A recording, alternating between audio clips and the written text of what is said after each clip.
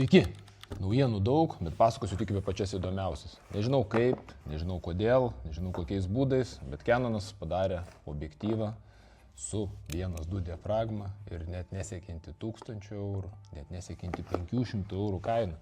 498 eurai už naujos sistemos, sisteminį Canon RF objektyvą su diafragma 1.2. Specifikacijos 45 mm, labai panašiai, ką mes su savo akytė matom, 67 mm filtro skersmuo, 9 diafragma žiedai, mažiukas, lengvas, gal dėl to, kad nėra blendos komplekte, gal dėl to, kad nėra klasės lęšiai, bet visi artimiausi konkurentai 50-ukas, tik 5 mm didesnis židinio nuotolis, 2200 su 1.2 diafragma, su 1.4 1500, 85-ukas su 1.2 vėl virš 2000, čia 498, žmonės turbūt negali patikėti.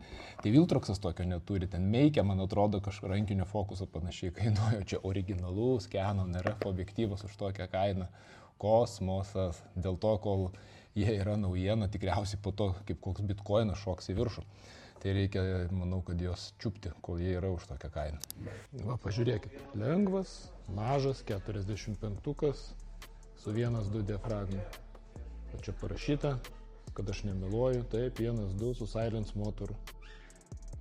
Nu tikrai liuksiška kaina, labai vertas pagalvoti, turi būti tikrai topinis objektyvas pagal pardavimus.